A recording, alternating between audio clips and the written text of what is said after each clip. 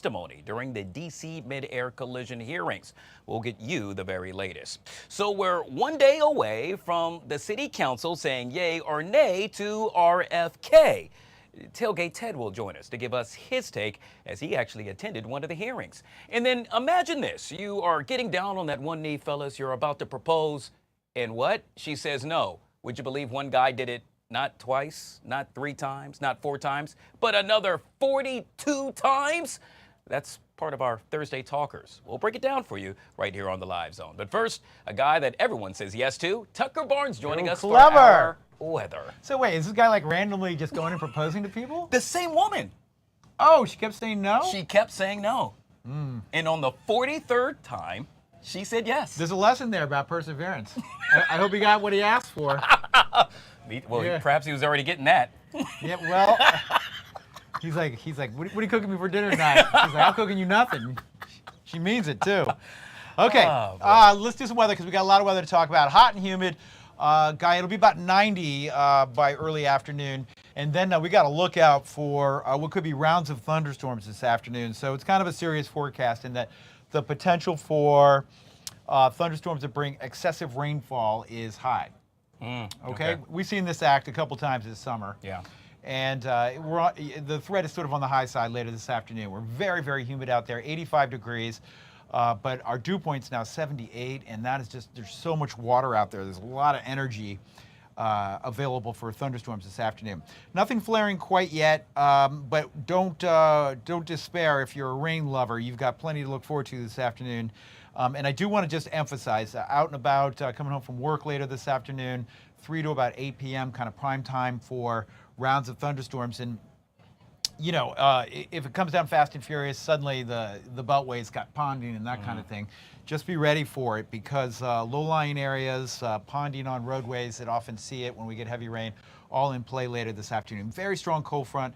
Here's the good news. Once the front gets through the region, we are talking about a huge and major change in air masses, and we're going to go from very hot, very steamy, very humid to cooler temperatures and lower humidity for the weekend. The weekend looks fabulous, but we got to get there. And we are in a, that should say a flood alert through 10 p.m. this evening.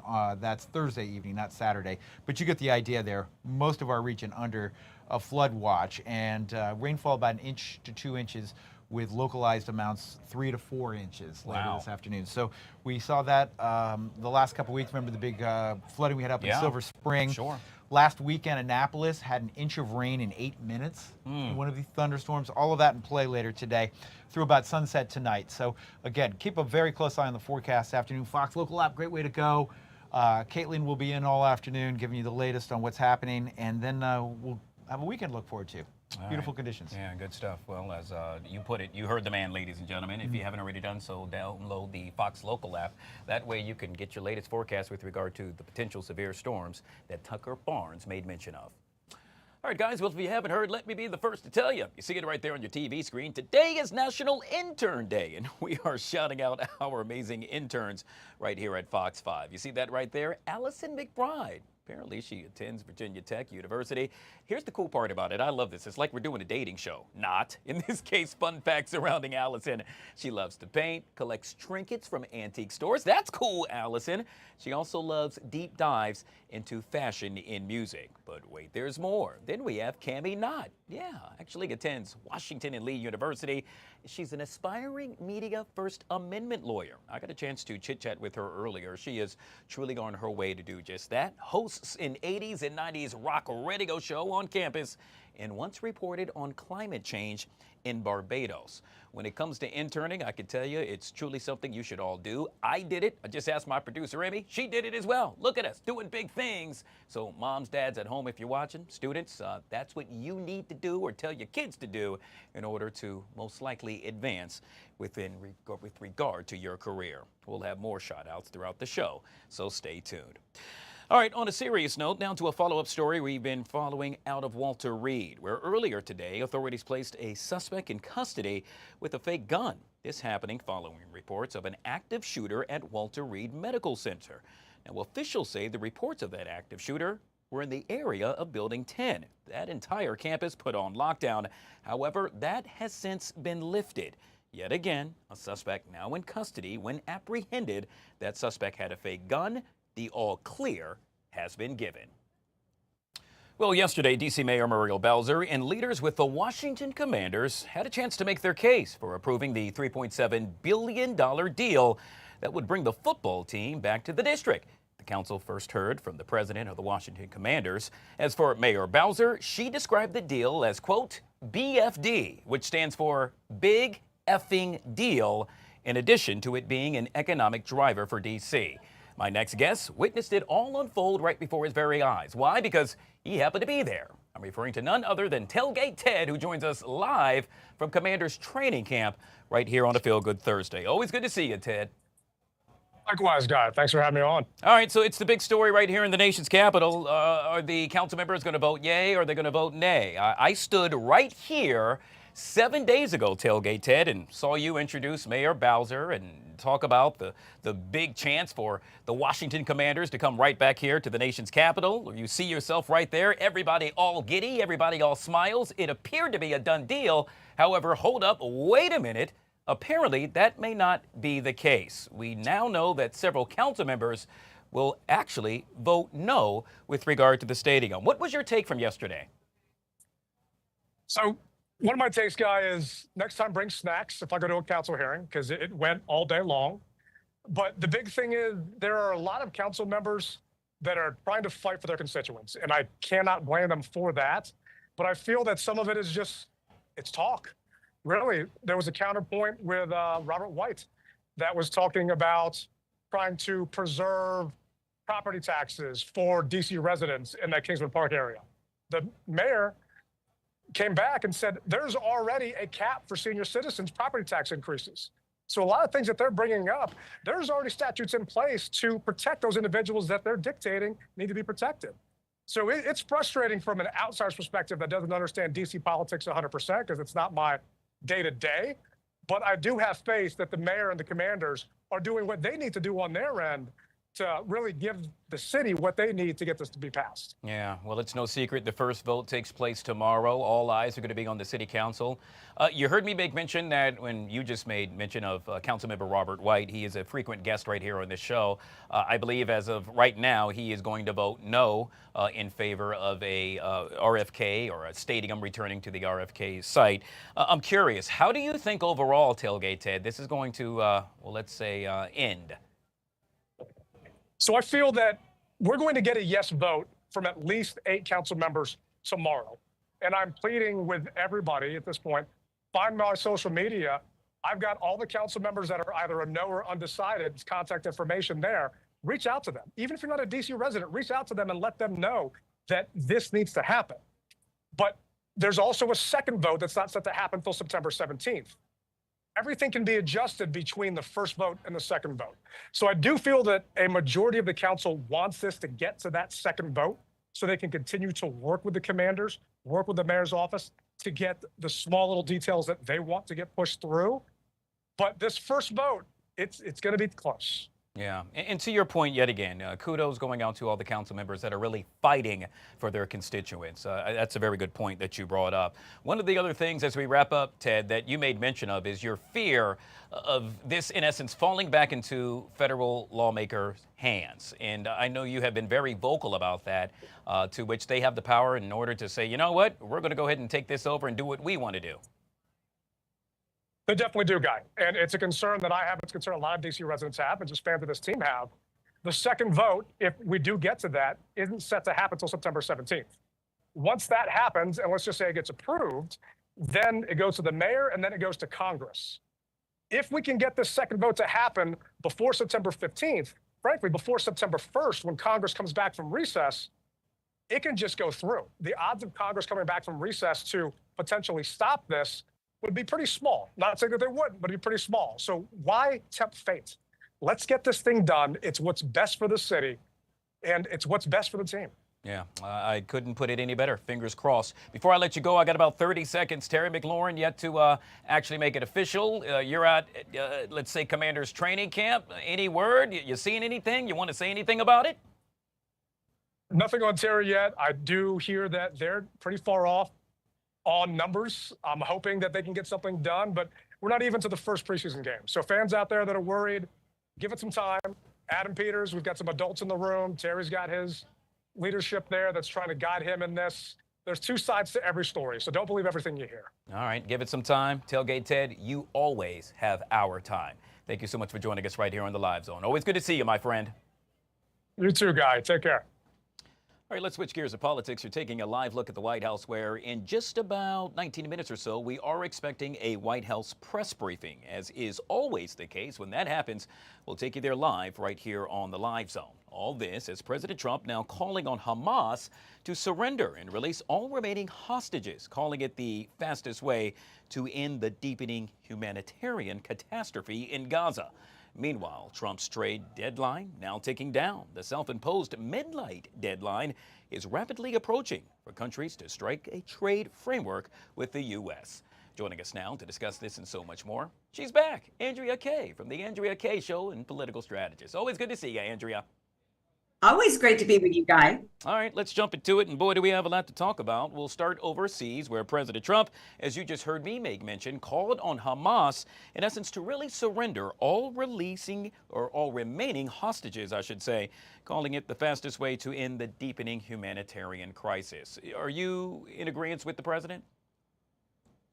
Absolutely. And you know who else is in agreement with the president is Arab nations who joined 14 other countries yesterday. We're talking Qatar, Saudi Arabia, and Egypt, who joined the movement to actually even went farther, I think, than even what President Trump has said and what some other nations have said. They're saying that Hamas needs to not only release the prisoners, what Hamas needs to do is put down their weapons and leave Gaza, and that they should never have any further leadership role, if you can consider terrorism actual leadership in Gaza, because there has never been a time in which anybody in Gaza was ever legitimately interested in peace.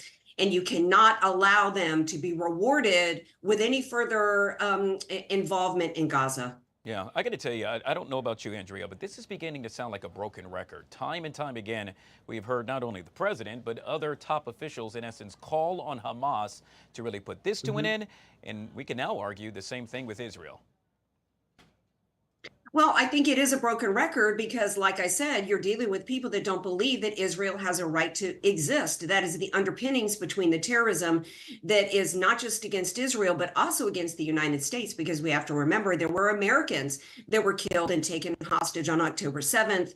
Those that share that ideology extend outside of Gaza and consider Israel the little Satan and the United States the big Satan. And if we're going to talk about a broken record, it's those that continue to say that there can be a two-state solution, that there can be peace achieved, with people that don't believe you have the right to exist. So that's really the broken record, Guy. Speaking of the right to exist, we now know that Canada says that they will recognize a Palestinian state in September. The move follows similar announcements by France, which said it would also recognize a Palestinian state, and the UK, which said it will follow suit if Israel does not take the steps to include Gaza in a ceasefire, meaning bringing it to an end. Your thoughts on this?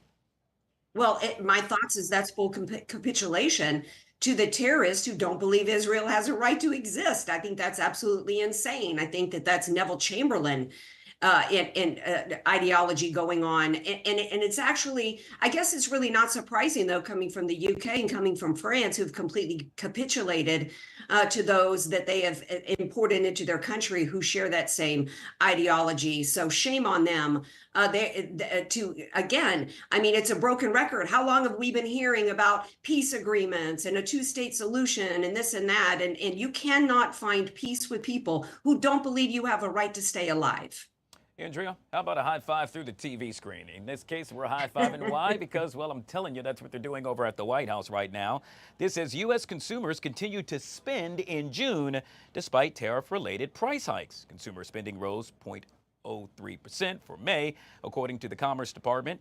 Is this proof that the president's tariff plan is actually working, Andrea? Well, there's lots of indications that Trump's tariff plan is working, and I gotta push back a little bit, my friend Guy. I have not seen any tariff-related price increases. In fact, prices have gone down for me, and I'm out here in California. Well, how we can know that Trump's tariffs and trade plans are working because his deals don't just involve tariffs. They actually also involve removing trade barriers in which countries have not allowed us to export our goods and our agriculture abroad. Trump has brought in trillions and trillions of dollars of investment commitments. He has already brought in well over, I think it's $175 billion.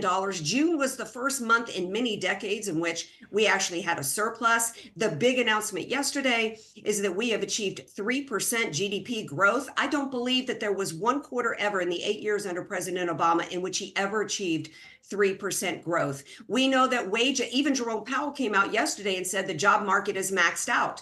We know that wages are increasing. The only way for anybody who would complain about this economy, Guy, is the kind of person who would complain if they had a ham under each arm, as we say in the South. We've all seen those people before, Andrea. That's nothing new. Hey, speaking of big announcements, you just made mention of one that took place yesterday. Well, the big announcement today, President Trump extending the current 25% tariffs on certain Mexican goods imported to the U.S. for 90 days. That means the higher 30% tariff that Trump had threatened will be pushed off for at least 3 more months. Big news out of the White House. Yeah, I mean, look, to me, that's just another country that President Trump has been taking a customized approach to. There were those that criticized President Trump when he did not do just a blanket reciprocal tariff structure that he's been negotiating with each country along the way. And there's no doubt, based upon all the indicators, economic indicators I just went through, that Trump's negotiations and what he's doing with the individual countries is working. Just today, we got an announcement that he struck up a deal with South Korea, $350 billion in new investments, as well as a commitment that they're going to purchase at least $100 billion in liquefied natural gas. So whatever Trump is doing with Mexico, I wholeheartedly support it. We'll end this conversation by talking about the other side of the aisle. In this case, former Vice President Kamala Harris now plans to release a book about the 2024 presidential campaign. All this as she made an announcement earlier that she will not run for governor in your state, the state of California. But she did not rule running for president yet again in 2028. I am really curious to hear what you have to say about this, Andrea. Look, half Californians that I've talked to yesterday are just going, yeah, of course she's not going to run here. She doesn't have a chance of winning. And the other ones are like, you know what? We really wanted her to run so that we could just enjoy her forever, her permanent political demise. I don't think that there is anybody that actually thinks that she's going to run again in 2028. She has burned all of her political capital, including, I think, $1 trillion in donor money that went and that really probably, involves some shady business involving money going to celebrities. And I don't know who's even going to read this book. It's almost just a sad way for her to go out, if you think about it. And I certainly don't think in 2028 that she is going to be going up against Gavin Mussolini, who really, I think, is who the Democrats want as their nominee in 28. Yeah, it's going to be really interesting to see. If only we had a crystal ball in front of us, Andrea. Both you and I perhaps wouldn't be here, but sitting on a beach sipping a pina colada, perhaps. Yet again, we have been chatting with Andrea Kaye. Folks that want to get a chance to listen to you, how would they go about to do so? Just go to AndreaKayeShow.com and you'll have all the details there. Thanks for having me, Guy. It's always fun. But of course, and yet again, we are expecting a White House press briefing to get underway in just about 11 minutes or so. As we've seen time and time again, they don't typically start on time, but when they do, we'll take you there live. Coming up next, Al Reynolds joins us for our Thursday Talkers right here on the Live Zone. They then were downgraded. And that's kind of how the process works. And it is the validation team that works together and verifies and validates those numbers. Okay, thank you. Mr. Allen, can you expand on your knowledge of the situation and what occurred? on this topic. I actually don't have a lot of knowledge on it. I was not in management or in a union role, and I was just aware of the hearsay, and I had no direct knowledge other than its occurrence. Okay, thank you. Mr. Lehman, did you want to speak to this at all? Yeah, I really haven't been involved too much. I do know some of the things that went into it that we actually helped DCA. Mr. Lehman, can you pull your mic closer? Yeah. Thank you. Some of the things that we did in the past to help DCA with their traffic count was to start tracking the putting full data blocks on their helicopter traffic so that they would get a count for this. I can't remember how many years ago. That was about 5 years ago or so. But the actual traffic validation formula has been around for a long time, somewhere around the year 1998 or 2000. Okay, thank you. Can anybody on the panel speak to the appeal that DCA made on this topic?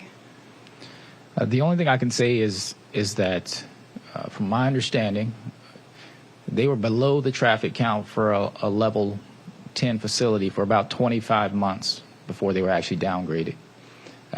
Once they got downgraded, they filed an appeal based on their perception of the helicopter traffic count.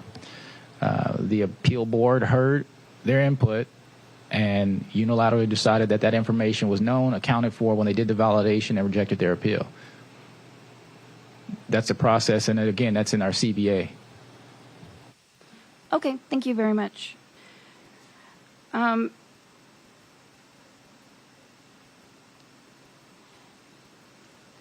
Mr. Fuller, in our request to the FAA regarding facility level changes, it was stated that the only difference was pay, and there was no difference in staffing between a level 9 and a level 10, and therefore it was not considered germane. But isn't it true that it would change the number of support staff that would be authorized for the facility? No, it would not. So our staffing for support staff, they're district resources. We have what you call an other than controller workforce. In the past, support specialists or support managers were assigned to a specific facility. That was all they would do. They would only work for that facility. And what we found is all of our larger facilities had all of the support staff, and our smaller facilities had no support, no assistance. In 2018, we realigned those resources to be district support managers and district support specialists. And there are 9 support managers, and they're authorized 36 currently staffed with 35 for the Washington district. The district general manager or assistant general manager can assign those specialists to support whatever facility they need. And so if DCA needed a specific level of support, they would assign those resources there. It could be Dulles tomorrow or Manassas the following day. Mr. Jarvis, I know we're going to be talking about external compliance verification and internal compliance verification tomorrow.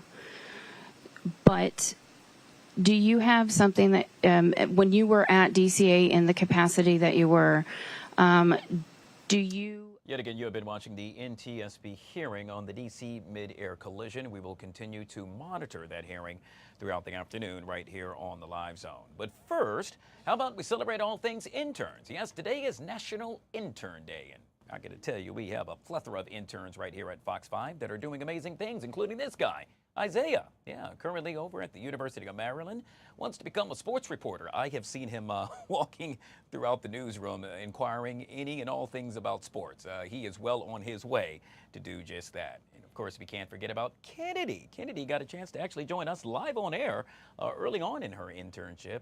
She too, all things about sports, loves the Mystics, I can tell you that, and did an amazing job with regard to her sports report right here on the Live Zone. Yet again, it is National Intern Day, and we will recognize our many interns throughout the afternoon. Let's Guy is joining us. The one, the only, the world famous, and now award-winning. That's right. Al Reynolds joining us, media personality extraordinaire right here on the Live Zone. Good to see you, my friend. Always good to see you, sir. Big congratulations going out to you. Thank you, thank you. I'm super excited about this. You know, I have not been in front of the camera in a long time and doing it consistently now to win a Gold Telly Award. How cool is that? Really makes you feel good, especially because, you know, that's the highest award that you can receive in the Telly Awards as it relates to video and television production. You have won everything, so it's no big deal to you. But to me, I'm super excited because I did it with a DC native, Carlton McCoy, who, as you know, is a master sommelier, who's also an African-American male that looks like you and I. He is the youngest, one of the youngest. When he won it in 2013, there's only 2 African-American master sommeliers. He is from Anacostia, DC, meager beginnings. And the best part about the story is his mother, his grandmother, used to be a chef at the White House. Gosh, so we look created at some that. great content, so everyone has to catch this series, The Feast. It was sponsored by Lexus on Eat. It's amazing. It's a YouTube Congratulations. series. Well deserved, Al. Thank you, That sir. really, you're a star. All right. Let's jump into our Thursday talkers. This one is really weird. Okay. Imagine proposing to someone, Al. Well, Okay. I haven't done it yet. Perhaps I you have. Oh, well, there it is. Typically, when you do it, it happens on the first time. Not the case for a gentleman by the name of, well, let's just call him Bill. Apparently, he was dating a young lady by the name of Sarah. He proposed to her back in 2018. She said no. Would you believe he proposed another 42 times? And on the 43rd time, she finally said yes. Apparently, as she puts it, ladies, it's all about the timing. You don't have to say yes if you're not ready. You can say not right now. Perhaps he went down in the Guinness World Record book with regard to how many times he proposed. What say you about this, my friend? I say this is delusional. This is crazy. I mean, if a woman told me no 40 times, 2 times, 3 times, I'll be so deep in my feelings, you wouldn't get a 3rd or a 4th time. But you know what? It's something about this love story that's pulling at my heartstrings. He wouldn't give up on his love. She didn't want it. Now she does. So what's changed? Maybe his bank account. Maybe he won the lottery or He something. finally got that job he wanted. It's somewhat, it's different. I'm with you. I wouldn't have even asked a second time. My pride wouldn't allow me to ask Exactly. someone. It's something about this story that I feel like I need to know the backstory. Yeah. Were they elementary school, boyfriend and girlfriend? Like, how long have they been knowing each other? But in any case, I hope it works out for him. Everybody deserves to find and experience love and also marriage. Yeah. The question is, should they want a divorce? How many times will he have to ask before she says yes? That's what inquiring minds would like to know. Hey, are you a coffee guy? I am definitely a coffee guy. In fact, I think I'm on cup 2 or 3 right now. Oh, well then you'll You're love. Yeah, I could. Well, Kinda. the doctor said no more than 2 cups for me. Oh, yeah, it's no. called health issues. Okay. In this case, you're gonna love this. How about a coffee bucket, Al? Take a look at this. This is really going big on social media. Do you see the size Oh, my goodness. of this coffee cup, or shall I say bucket? 32 to 50 ounce drinks. Apparently, they're selling for about $15 a pop. Gone are the days of just walking in Starbucks and saying, hey, let me get a, well, they don't call it small, medium, or Right. large there. You know what I'm Grande, getting to. grande, Yeah, all that venti. stuff. Are you up for this? This looks like borderline crackish to me. Like, this is like coffee crack or something. I mean, this looks like you really know that you have an addiction if you're carrying around a bucket of coffee. But I will say this, it will stop me from going back into the pantry and over at work and getting cups of coffee. But that right there scares me because one thing I know for me, after 2 cups of coffee, my hair is standing up, I am on edge, and I'm shaking what I can take on the day. That scares me though, because you know, what is it called? Coffee crash is a thing. And if you drink that much coffee, I'm afraid I may crash and have to go somewhere and lay down. Yeah. Well, the good thing for me is I don't like cold coffee. I'm just a hot coffee guy, so that wouldn't work for me. But still, that is a lot of caffeine. That is a lot of caffeine. Sheesh. Yeah. All right. Well, doctor said no for me. Perhaps you should think about the same thing. No Yeah. for you, or at least limit it. All right. So a lot of folks in this area, we happen to be based in Bethesda, which is what? A suburb of Washington, D.C. Which leads me to this, the safest suburbs in America. Would you believe that title goes to, well, a city out of Utah, quite honestly. I don't know how to pronounce this. I think it's called Lehigh. Is that how you pronounce it? Yeah, Lehigh. All right, Lehigh, Utah. Good for you. Ooh. Coming in at number 2, you heard me make mention of it, Bethesda, Maryland. Number 3, Great Falls, Virginia. Hi, Dad. Hi, Mom. That's where my parents live. Oh, wow. And then Rockville taking the 4th slot. What do you think about that? I find that quite interesting. I can only imagine the taxes in those cities because in order to be safe, you're going to have to pay some high taxes to a whole lot of cops, right? Yeah. And stuff like that. Lehigh, I need to know more about Lehigh. Do you know anybody that lives in Utah, period? Period, no. Right? No. But tell me about Falls Church. Is it safe? Well, Great Falls, Great by Falls. far, yeah. A lot of great folks. I don't think my parents go to sleep with the door open, and perhaps if they do, not anymore. Did you guys have to lock the door to your cars or lock the door to your house when you were growing up? I did, yeah. Because we didn't. But I'm from Horse Pasture, Virginia. We didn't have street lights or lines on the street, so. And that's why he is an accomplished gentleman. Al Reynolds joining us yet again right here on the Live Zone. Always good to see you, my Always, friend. sir. Congratulations My on pleasure. the Thank award you. yet again. Thank you so much. All right, guys, we'll take a quick break and we'll be right back.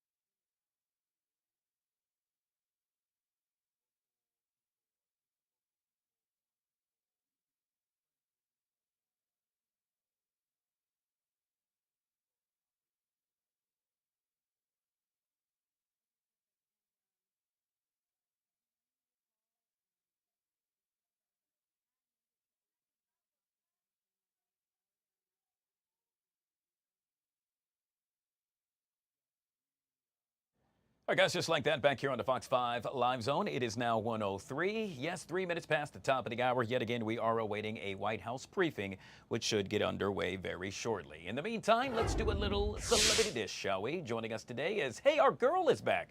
Poet Taylor joining us with 6 minutes to chit-chat before you need to be back on the radio. Good to see you, Poet. We learned something new today at 110, and guys, it's all about what happens when women vent to each other. A new study was done, and the benefits, I can't wait. Okay, all right, so now we got 5 minutes and 30 seconds, so let's get to this. In this case, we're talking about Katy Perry. Did she find love? Maybe so, Poet. Apparently, she was spotted with Justin Trudeau. You remember him, the former Prime Minister of Canada. Well, they were spotted at her sold-out Lifetimes tour up in Canada, just days after TMZ published video of them having dinner together. This comes 1 month after Katy announced her split from Orlando Bloom. Meantime, Trudeau separated from his wife of 18 years back in 2023. Did they find love, Poet? I don't know. We might get one of these Tiana Taylor deals where it's like music videos and a rollout, and we got wrapped up in the love only for really being here for promotion. But everybody deserves a little summer romance, and if she likes it, I love it with my single self. So yeah, keep going, girl. You know what's really interesting? So immediately after her split from Orlando Bloom, he went to Jeff Bezos' wedding, and he was spotted with, let's say, a young lady that no one really knows who she is. Katy Perry said, you know what? I'm just going to take it easy. And then she came back in a major way. It's the difference between just dating somebody and dating the former Prime Minister of Canada, Poet.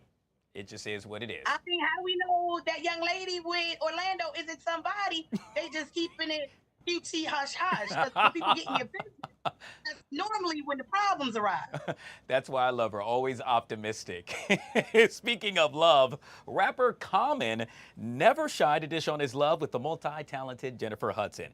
Well, once again, spilling on their relationship, Poet. In the recent episode of the Mama I Made It podcast, Common called his relationship with J. Hud a great blessing and says it's one of the most important things in his life. He also says that her being from Chicago helps out their relationship as well because he, too, hails from Chicago. What are you thinking about this, Poet? If he really love it, he'll put a ring on it. Common, what you really doing? Because up until this point, we thought he would treat me. But we love J. Hud. We rooting for her. But, you know, his relationships be on like a TikTok countdown. So we going to see. Like you saying all this, but where we going with this, Common? What we doing? Yeah, so he has been aligned with, let's see, a Williams sister, Erykah Badu. You know what? I could just go on and on. I got to tell you, his resume is quite impressive, though, Poet. I mean, is it, Guy?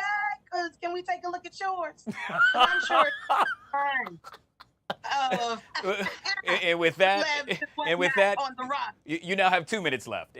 For Poet, before we let you go, you were always giving back in a major way and doing major things in the community. Do tell me about what we're looking at on our TV screen.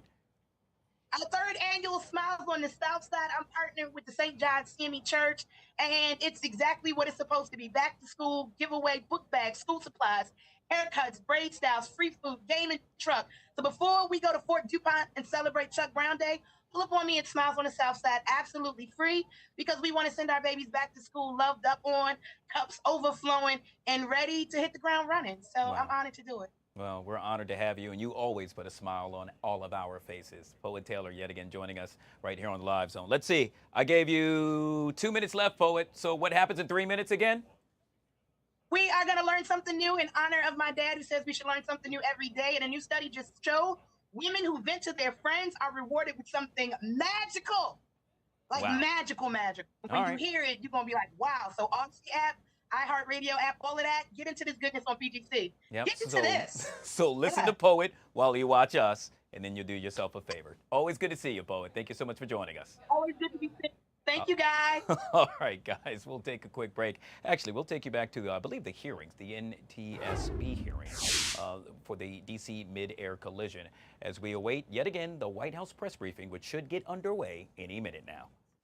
Withdrawals were from controllers that had been certified journeymen at other control towers, if I am understanding that correctly. Is that accurate? Yes, we did have multiple people withdraw from training. Can you please explain to us the difference between your training and that occurred prior to the NTI? Give us a brief synopsis of how long did it take to train? Were you able to get the trainees through in a different amount of time than what the National Training Initiative in its current form, how it works at DCA? I can speak to my training program at DCA. I arrived at DCA in 2013, and during that time, I was able to be certified in just over a year, even with being furloughed at that time, and there was sequestration at that time for government employees. There was never an inability to train. I could train 3, 4, 5 hours, as much as I wanted every day. The facility was fully staffed. I could go as fast as I wanted to go in the training, and I did so.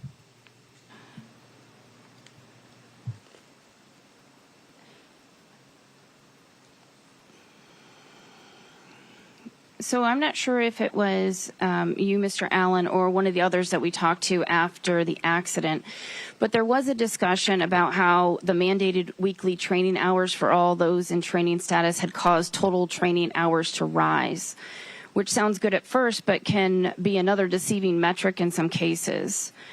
The bigger question here is, did it increase the number of meaningful value-added training hours overall? At DCA, we did adjust some of our target times for training, in particular ground control.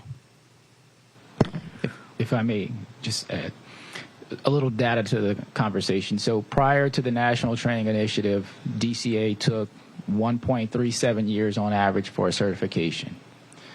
Post-NTI implementation, it's down to 1.24 years.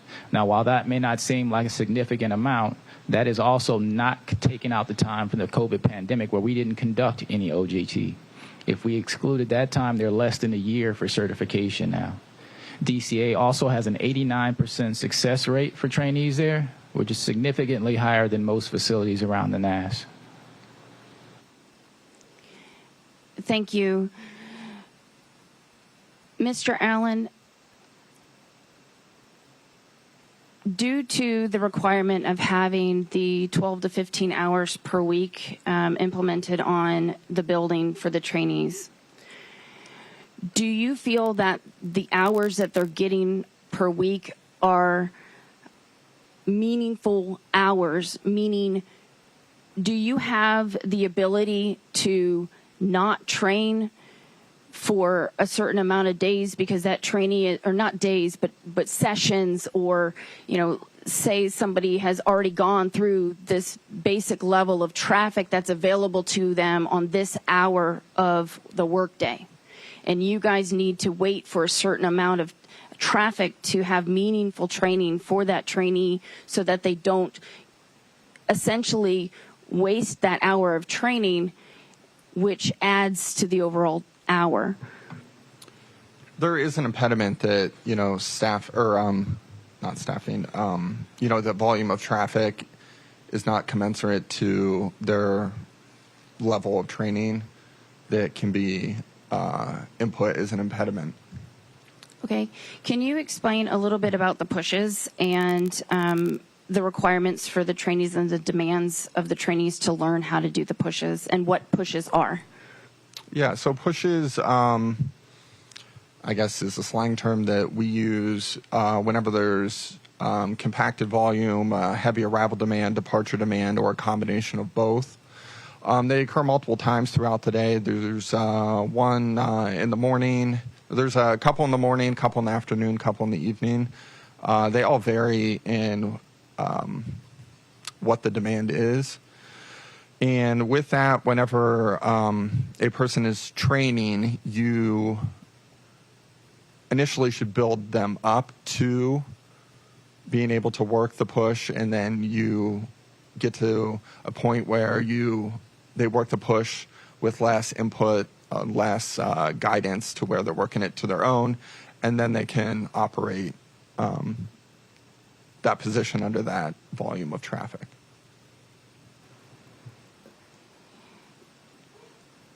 As stated previously, pre-accident, the impediments were not accepted by the Washington District, and that is correct? It's not that they weren't accepted. You can put them in, but you would receive a discussion on meeting the hours.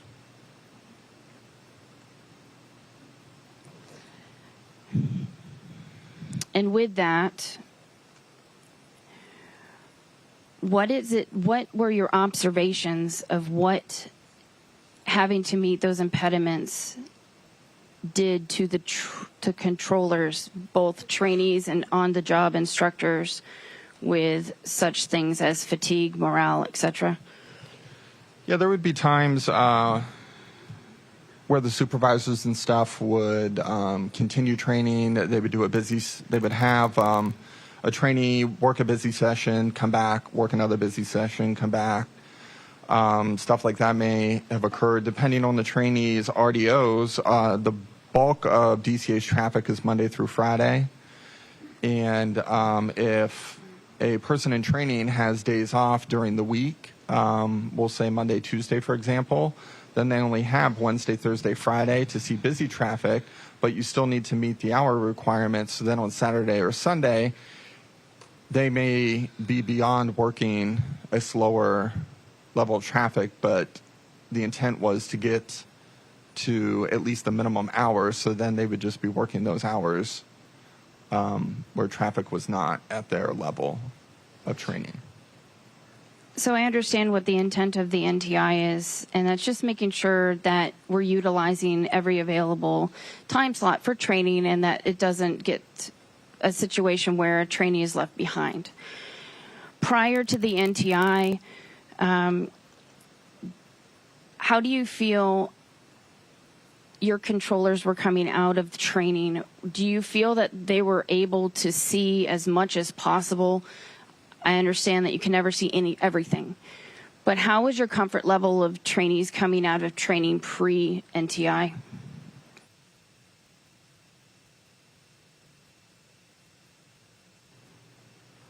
To be honest, I'm not sure when pre-NTI was. Okay, so before the NTI was implemented by the FAA and NATCA.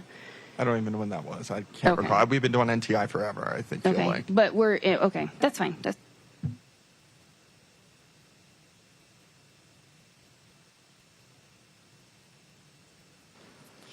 Do you find that with the NTI you are having to go to training review boards more often, and can you explain what a training review board is?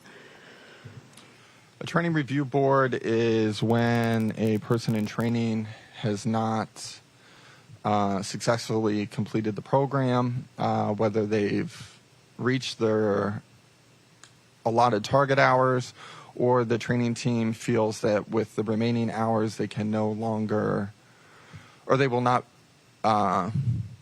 be able to certify. And a training, so the supervisor will suspend that person's training, and in accordance with the training order, that triggers a training review board, where an independent panel from that training team will review, ensure that the FAA provided every opportunity to that trainee to be successful. If not, they will provide a recommendation on what can be done better and potentially offer additional hours, or they can say the training team did everything possible and recommend suspending the training altogether. I know during the NTI, in particular on ground control, we ran into scenarios where I believe it was 7 out of 8 trainees went to a training review board. I'm sorry, during NTI. Did I word that wrong? Why? There were various reasons associated with it. The volume of traffic had changed. They weren't being as exposed to as many things. We were meeting the NTI, and therefore we were utilizing the hours at a more rapid rate than we had previously. So we were just getting to the end of hours, and they were not proficient enough to operate the position on their own. And we would attempt, if applicable, to give them supplemental hours in accordance with the training order. And if that was not successful, then we went to a training review board. You mentioned there were certain things they weren't exposed to. What does that mean?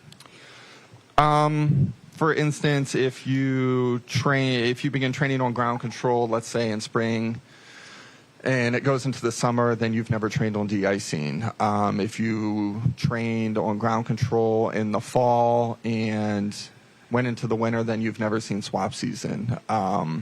You may have never seen an emergency where an aircraft is, a landing alert 1 or 2, and all the fire trucks have to come out and stage and stuff. Now we can talk about that. We can review it, but you want your folks in training to experience firsthand the most amount of things that they can experience to get that level of proficiency even higher. Okay. Others indicated during the interviews that due to the way that they felt the impediments were utilized at DCA with direction from the general manager, that it caused meaning that they had to get the hours pretty much no matter what. That was the goal, was to meet the hours. Has this caused the facility to potentially certify controllers at a lesser level of readiness because you're reaching your max hours you're confident that they will certify, so you certify them and say, well, we'll just keep an extra eye on them for a while. And in retrospect, do you feel this may have happened with either the local controller or the assistant local controller in this case?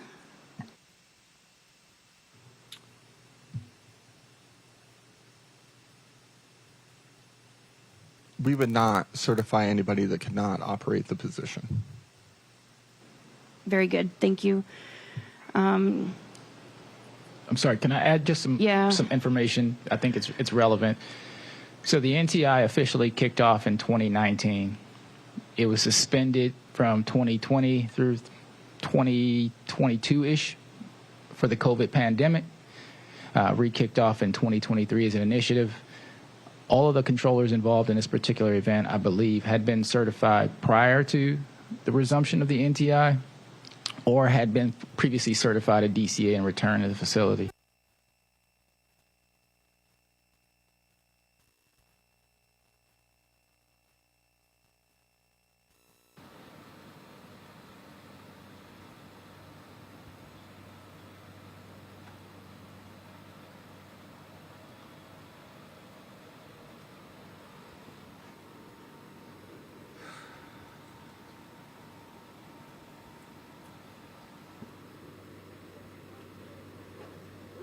Come on.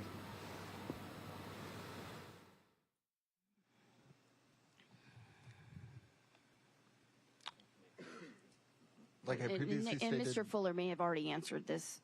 So if you wanted to add anything or no. Yes. The success rate is 89%. Okay. It's been pretty constant for the years that since we've been tracking this. I couldn't tell you a percentage prior to NTI. Okay. Are you aware of the reasoning why there were trainees that decided not to continue training or withdrew from training at DCA, and why?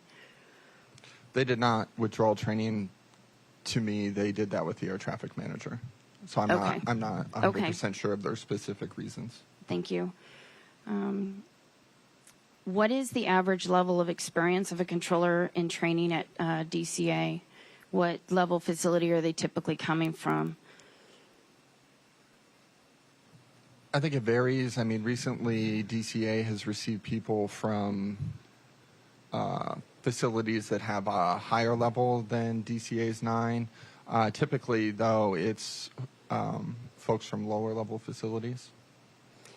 Was that different than when you were a level 10?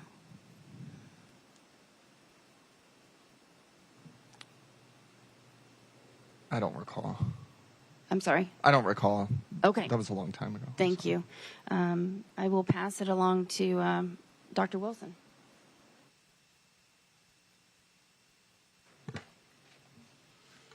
So I do have another line of questioning, but I believe we're going to save that for after lunch. I have a few follow-ups related I to was the okay. current. How much long? It was like 10, 15 minutes, right? Yes.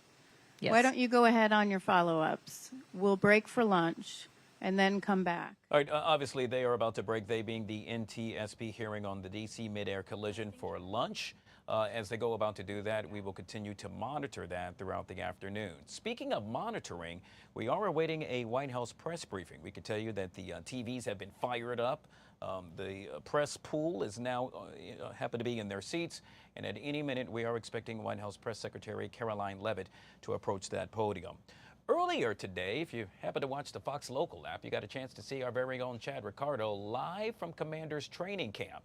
You got a chance to sit down and talk to a number of players. Not only that, but talk to one of our faves, Tailgate Ted, as we discussed all things, or he really discussed all things Commanders. I believe we have Chad now, who is still at Commander's training camp. Chad, can you hear me? Houston, can you hear us? You know what? Guy Lambert, I can hear you, brother. You are the man that I've been waiting to talk to. I tell you what, I'm out here, Guy. I'm kissing babies. I'm shaking hands. And every time I go up to somebody thinking that they are a big Chad Ricardo fan, they say, thank you so very much for giving me a moment of your time, Guy Lambert. And I'm like, I'm not Guy Lambert. I am not Guy Lambert, but it is an honor and a blessing to be confused with the man, the myth, and the legend, Guy Lambert. Welcome to the Live Zone. Well, Chad, You're going to be upset, my brother. For folks at home, I want you to understand, we had little technical difficulties. We were trying to connect for the last 5 minutes. I got to go, Chad, because we now have the White House press secretary addressing the media. And so with that, we'll take you to the White House with Caroline Levitt. Scotland was a huge success. In less than 48 hours, President Trump brokered the biggest, most impactful trade deal in history and prevented a war in Asia for the second time since he took office.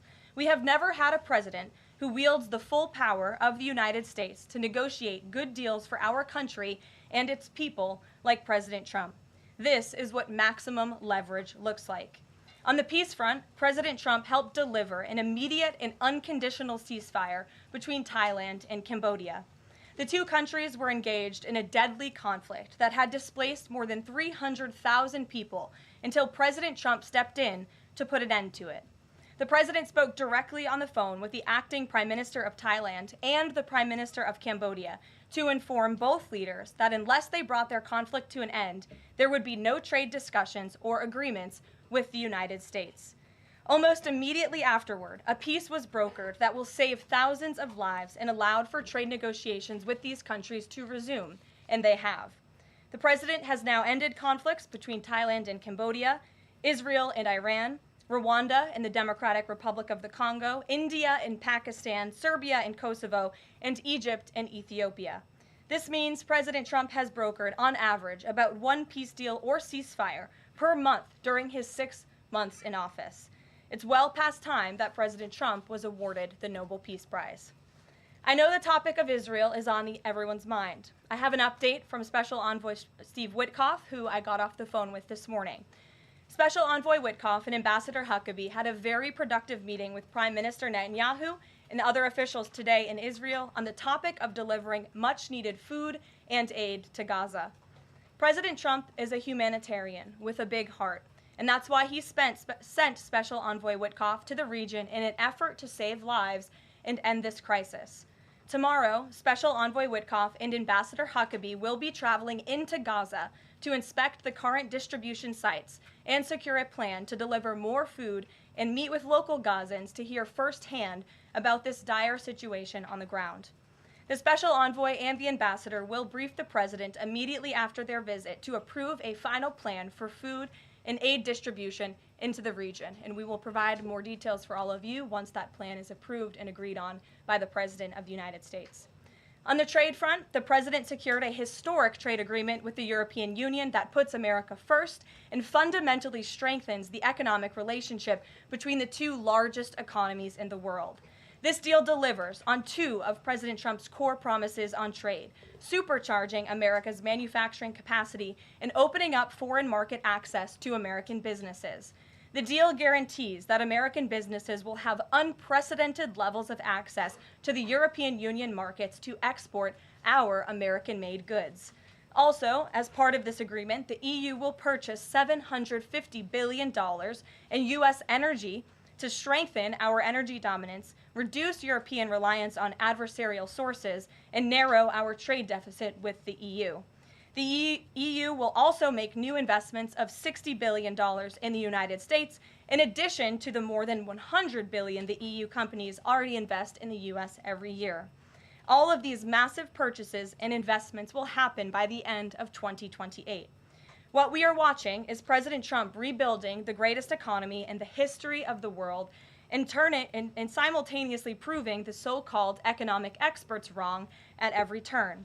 Media pundits said a trade deal with the EU this monumental and beneficial to America would be impossible, but President Trump made it happen. The so-called economic experts repeatedly said that the American economy would be in a recession this summer. Well, summer is here. It's almost over, and that recession does not exist. Yesterday, in fact, real GDP growth in the second quarter increased at a 3.0% annual rate, significantly above expectations. President Trump's America First policies are driving economic growth, as he always said they would. And this growth is being driven by the private sector, not the government. Federal government spending fell for a second straight quarter, while real business fixed investment rose by nearly 2% following its first quarter surge. President Trump is right-sizing government spending, reversing the damage done by the Biden administration, and allowing the private sector to flourish. The same so-called experts claimed that President Trump's tariffs would spike inflation and hurt American consumers. But consumer spending growth just accelerated, and inflation remains right on track. For the past 5 straight months, core inflation has come in below market expectation and remains in line with the Fed's 2% inflation target. Meanwhile, customs and tariff revenues have already totaled more than $150 billion since President Trump took office, leading to the first June budget surplus in nearly a decade. Those revenues will skyrocket even further starting tomorrow when new reciprocal tariff rates take effect. President Trump is restoring America's economic sovereignty by reducing our reliance on foreign countries, boosting investment in the U.S. to the tune of trillions of dollars, and creating hundreds of thousands of high-paying jobs for the American people. With America finally put first on trade and the largest middle-class tax cuts in history and other pro-growth provisions of the One Big Beautiful Bill beginning to take effect, the American economy will boom like never before over the course of the next 3.5 years, thanks to the president's vision. Finally, as you all know, the president signed an executive order earlier this year to solve the problem of exorbitant pharmaceutical pricing. According to recent data, the prices that Americans have been paying for brand name drugs are more than 3 times the price other similarly developed nations pay. The president is determined to solve this problem and took further action today. He has signed 17 letters to pharmaceutical companies' CEOs. And I would like to read you one of these letters to the CEO of Eli Lilly. All of these letters will be provided to you following this briefing. This is to the CEO of Eli Lilly from the President of the United States. On May 12, 2025, I signed an executive order delivering most favored nation prescription drug pricing to American patients to stop global freeloading and guarantee that Americans pay the same prices enjoyed by other developed nations. Right now, brand name drugs in the United States are up to 3 times higher on average than anywhere else for the identical medicines. This unacceptable burden on hardworking American families ends with my administration.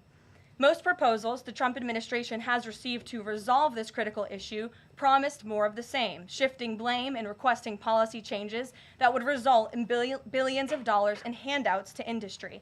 Moving forward, the only thing I will accept from drug manufacturers is a commitment that provides American families immediate relief from the vastly inflated drug prices and an end to the free ride of American innovation by European and other developed nations.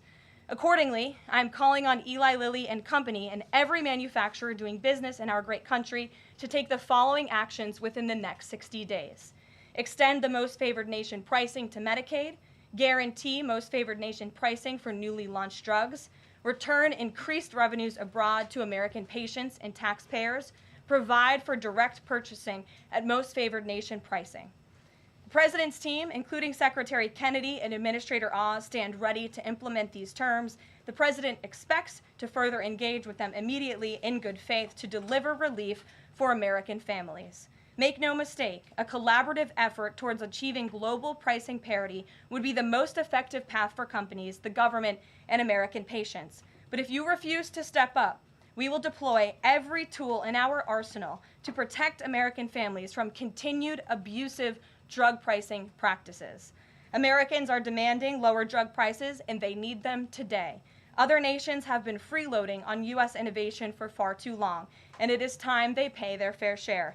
I look forward to your binding commitments to each of these goals by September 29th, 2025, and my team stands ready to assist with implementation questions. Thank you for your immediate attention to this vital national priority. Signed, President Donald J. Trump.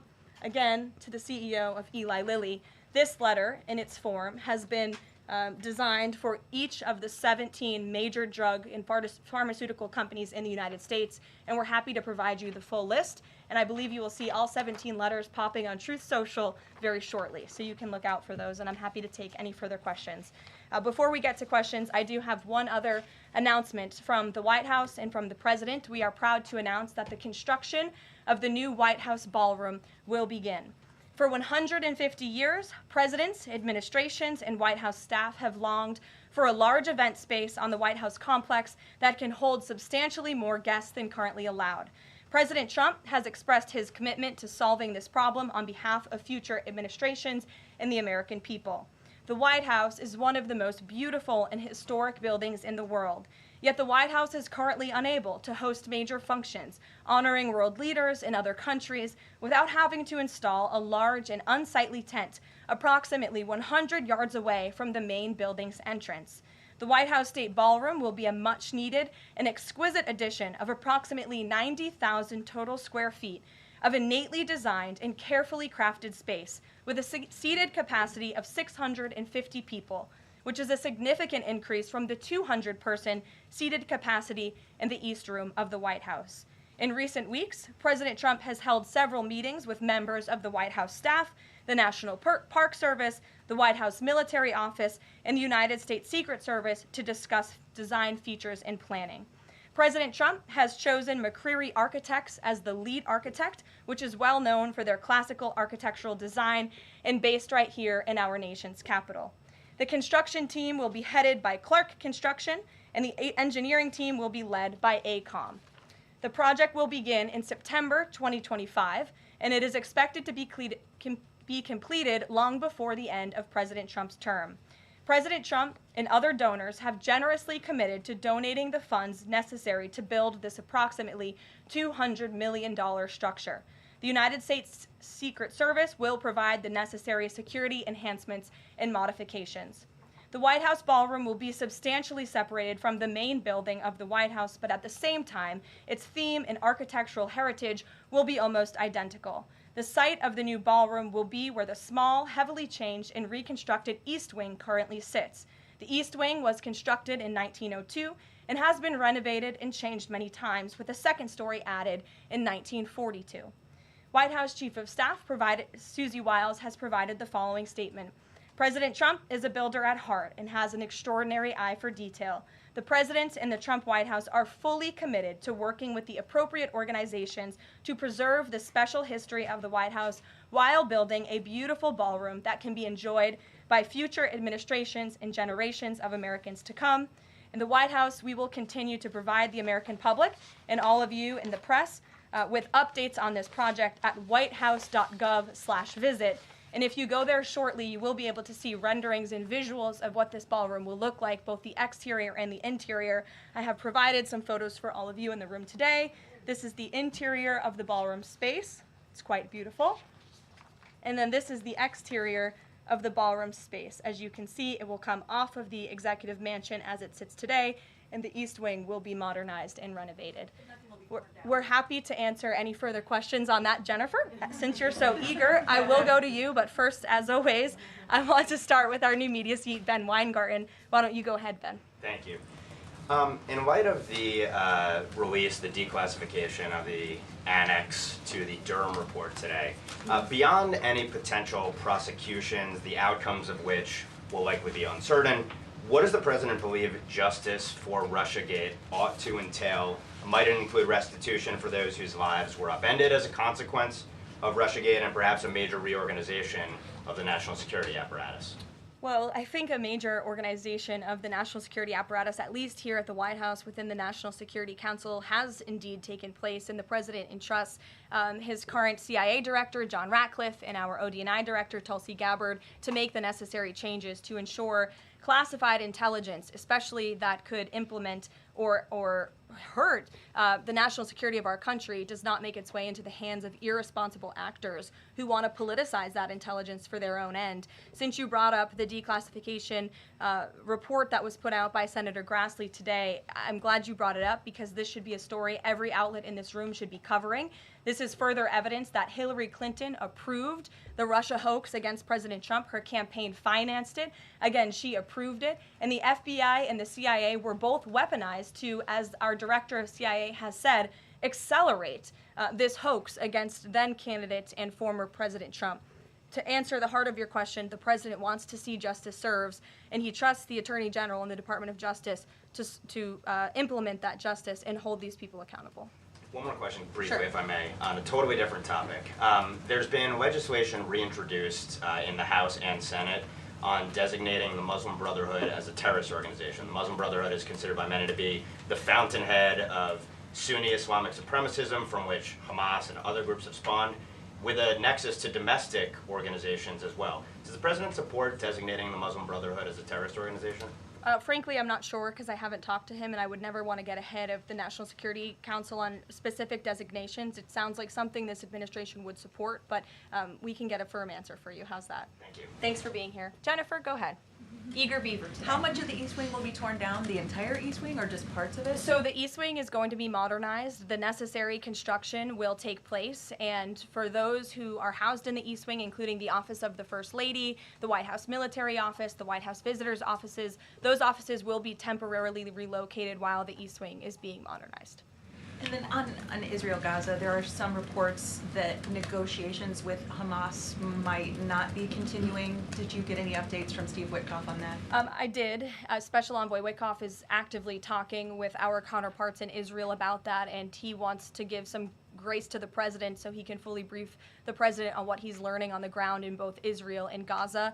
But the president put out a very strong statement on Truth Social this morning, which I'm sure you saw, and he said the quickest way to end this entire conflict, the humanitarian crisis that we've seen, and the crisis in Israel that of course started on October 7th when Hamas brutally kidnapped and raped innocent Israelis, that terrible terrorist attack, is for Hamas to surrender, to release all of the hostages, and to end this conflict. And that's what the president wants to see. He's made that very clear. But the special envoy will be in Gaza tomorrow, as I shared with you previously. Josh. Can you give us a little more clarity on the tariff timing? You said that the reciprocals will take effect tomorrow. Yes. Does that include the new auto rates, for instance, on Japan, Korea, the EU? Is this all coming effective tomorrow? So some of the countries you just mentioned, Japan, South Korea, they have bespoke trade deals that the president cut, which, just to backtrack for a second, Josh, we promised that the president would negotiate with countries all around the world to cut tailor-made trade deals depending on those countries' challenges, how badly they've ripped off the United States of America and our manufacturing industry and our workforce in the past. And he has done that. Of our 18 major trading partners, 2/3 of those trading partners have a deal. We've sent out 17 letters to countries around the world. And the rest of those countries that either do not have a deal or have a letter, they will be hearing from this administration by the midnight deadline tonight. So yes, tomorrow, August 1st, the reciprocal rates will be going into effect. If more deals are cut between now and midnight, I will never count out the president. You've seen him do it before. He cut 3 deals in one day very recently. So we'll see what happens. I do know foreign leaders are ringing his phone, realizing this deadline is a real thing for them tomorrow, and they're bringing offers to the table. We were reporting that the president wants to meet David Solomon of Goldman Sachs today. Can you say what they'll discuss, if anything, in that meeting? I won't discuss the president's private meetings from this podium, and it hasn't taken place yet unless he gives me liberty to do so. And finally, have you talked with the president about his position on the stock trading ban bill before Congress? He obviously had pretty loaded comments about Senator Hawley. There's some reporting that they've since spoken. What is his position on the current status of that bill? The president has spoken to Senator Hawley, who called him, and the president took that call. As the president said in the Roosevelt Room yesterday, conceptually, he of course supports the idea of ensuring that members of Congress and United States senators who are here for public service cannot enrich themselves. And the reason that this idea to put a ban on stock trading for members of Congress is even a thing is because of Nancy Pelosi. I mean, she is rightfully criticized because she makes, I think, $174,000 a year, yet she has a net worth of approximately $413 million. In 2024, Nancy Pelosi's stock portfolio, this was a fascinating statistic to me, grew 70% in 1 year in 2024, and her portfolio outperformed every single large hedge fund in that same year, and even more than doubled the returns of Warren Buffett's Berkshire Hathaway. So I think the president stands with the American people on this. He doesn't want to see people like Nancy Pelosi enriching themselves off of public service and ripping off their constituents in the process. As for the mechanics of the legislation and how it will move forward, the White House continues to be in discussions with our friends on Capitol Hill. Emily, in a new seat today. Thanks, Caroline. I wanted to ask about this report that the president wants to host a G20 meeting at Trump Darrell. How is he going to do that considering all the preparations that have been going on in South Africa? And also, would that be seen as his businesses possibly profiting from hosting this kind of meeting? I would reject that premise entirely. We have announcements and details forthcoming on the G20, but my understanding is no firm announcement is ready to be made at this time. I did see the report, but we're not in a place to confirm it just yet. Michelle. Just on the tariffs, what are the logistics for imposing those? Does the president have to sign an executive order tonight? What's the timing of that? Yes, and he will be signing an executive order at some point this afternoon or later this evening. And as always, we'll keep you posted when that happens, and it will be released from our office. And there's some of these countries that have they all had contact with U.S. officials, or are there some countries that are going to get letters that have had no opportunity to negotiate with the United States? Well, there's a lot of countries that I know have reached out. I believe it's upwards of 200 countries around the world have reached out to the trade and tariff team. Of course, as I said previously and the president said, we're going to prioritize our key trading partners, which we have done. Like I said, of the 18, 2/3 of those we have cut these tailor-made deals with. But I do know that the trade team has been working around the clock to try to be in correspondence with as many countries as possible. But if they haven't heard from us yet, they will in the form of a letter or an executive order by midnight tonight. We'll go to the back. Sure, go ahead. In the back left. Thank you. Amanda, yes. Thank you very much. I have asked about the U.S. Amanda, you can go up. U.S. and South Korea tariff negotiations. At the tariff negotiation between South Korea and the United States concluded yesterday. President Trump stated on his SNS, Truth Social, that he would announce the specific details of the investment in the United States at the South Korea-United States Summit in 2 weeks. My question is this tariff negotiation a final agreement, or is further negotiation necessary? Well, yes, as you know, the president met with representatives of the Republic of South Korea here at the White House yesterday, and they did, in fact, reach a deal. And South Korea will pay a 15% tariff rate, including 15% on autos, while providing historic market access to American goods like autos and rice.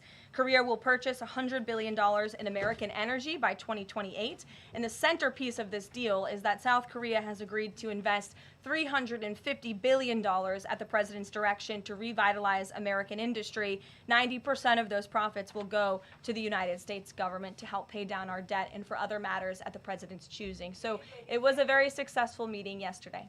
When is set up the further U.S.-South Korea summit day? I'll get you something on that. I don't have it at my fingertips. Okay, Amanda.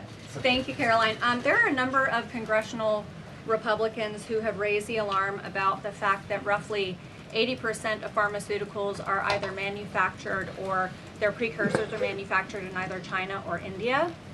There are some pieces of legislation, some recommendations, which include either onshoring, nearshoring, or friendshoring, those components of that. Do you know if the president intends to throw the weight of the executive behind that? I don't have any updates for you at this time. I do have an update on our EU trade deal. I stand corrected. It's not $60 billion in investments. It's $600 billion in investments. I want to make that very clear. And I personally watched the president behind closed doors with the European president in Scotland negotiating this deal. And he got the most juice out of that squeeze that he could. And he was constantly looking out for America's interests. So I just wanted to clarify that one point. Deanna. Thanks, Caroline. For the countries that don't have a deal yet, should we be looking at the April 2nd chart at all? Or is he negotiating and talking about having a set tariff rate, 10%, 20%?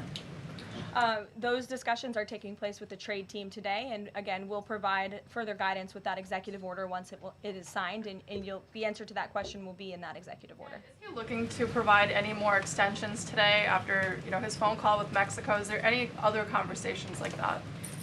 I do know that other foreign leaders around the world have reached out, and if the president decides to share the conclusions of those calls with all of you, he will do so himself. But I do want to reiterate what the president said about Mexico. Mexico is still paying tariffs. They're paying a 25% tariff on fentanyl, 25% tariff on cars, a 50% tariff on steel, aluminum, and copper. And additionally, Mexico has agreed to immediately terminate its non-tariff trade barriers, of which there are many. And as the president said, we will continue to talk to Mexico over the next 90 days with the goal of signing a larger trade deal.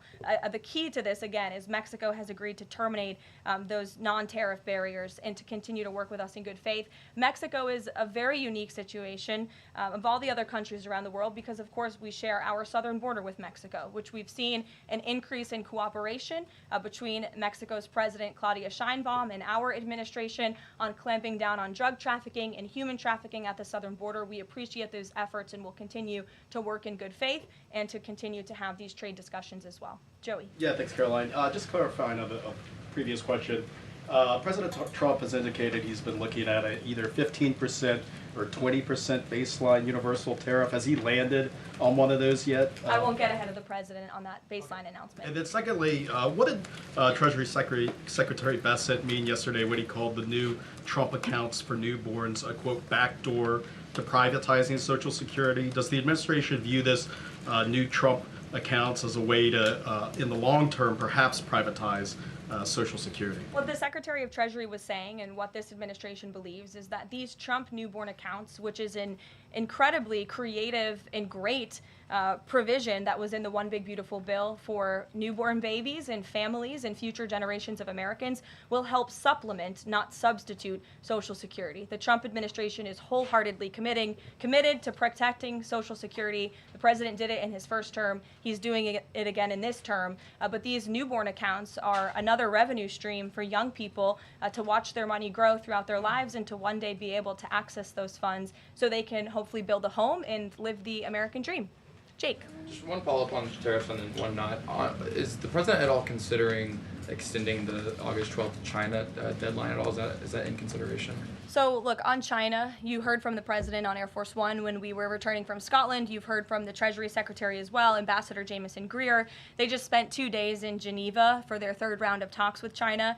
And the current policy, the current trade program that we have going with China right now, as it stands, will decrease our deficit by $5 billion this year. So we are moving in the right direction when it comes to China. And Secretary Bessent and Ambassador Greer continue to be in direct communication with our Chinese counterparts. But is it an extension on the table potentially from that August 12th deadline as it stands? I don't think so, but I'll let the Secretary of Treasury speak on that because he's leading these negotiations. Reagan, go ahead. Thanks, Caroline. There's growing frustration that more of Trump's nominees haven't been confirmed. Why does the president think that Republicans are so behind, and has he had any further conversations with Leader Thune about it? The president has had many conversations with his friends in the United States Senate about advancing his nominees, his judicial nominees through this process. It is critical that we get these good attorneys in these positions so that we can end the weaponization of justice, so we can have true law and order in our country. It's unfortunate the Democrats are playing political games, but the president has made it clear to Senate Republicans they need to do everything in their power to advance the president's nominees as well. Kelly, go ahead. Caroline, thank you.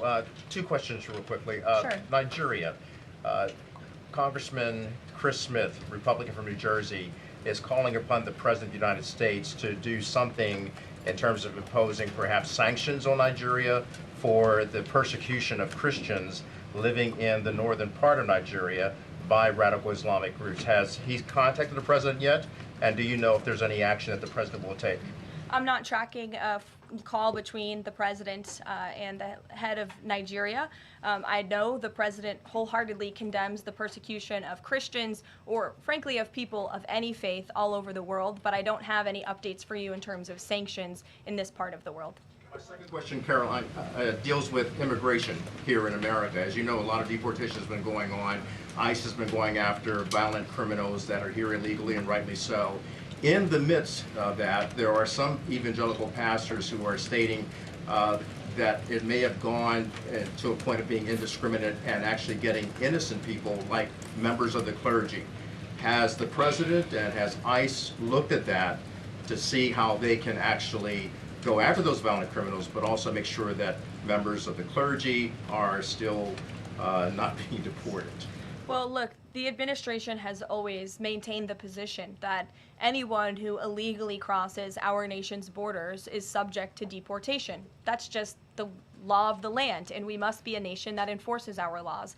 But the priority from ICE, of course, is to deport, detain, arrest, and remove violent illegal aliens and criminals from our country. And they have been doing that at the rate of thousands of illegal violent criminals every single week, especially in Democrat-run sanctuary cities where these illegal violent criminals have been given a safe haven and have essentially been immune from our nation's laws under the previous administration. That's not happening anymore because of this president and Secretary Noem in the Department of Homeland Security, and we are going to be a nation of laws. And as we've said repeatedly, if you came here illegally, you are subject to deportation, but the priority are those public safety threats that we must remove from our communities.